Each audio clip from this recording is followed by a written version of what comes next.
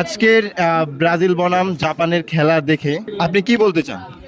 আমার বলার মতো কোনো ভাষা নেই। যারা 18 নম্বর দলের সাথে বর্তমান চ্যাম্পিয়ন দল হিসেবে গণ্য করা হয় ব্রাজিল দলকে, যারা কাপ নিবে ভাবতেছে, বাংলাদেশের ভিতরে যারা প্রচুর পরিমাণে সাপোর্টার, তার এই অবস্থা থেকে আমার খুব লজ্জা পাচ্ছে।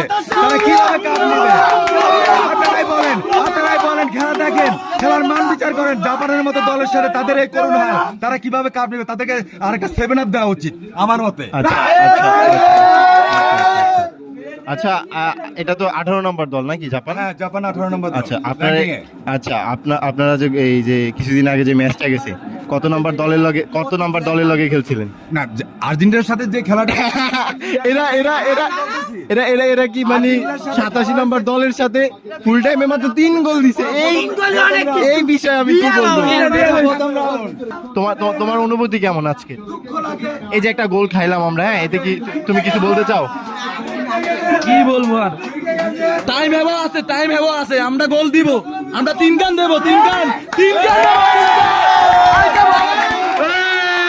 এই সোহাগ, তুমি কি এই যে আর্জেন্টিনার সাপোর্টারদের উদ্দেশ্যে কিছু বলতে চাও?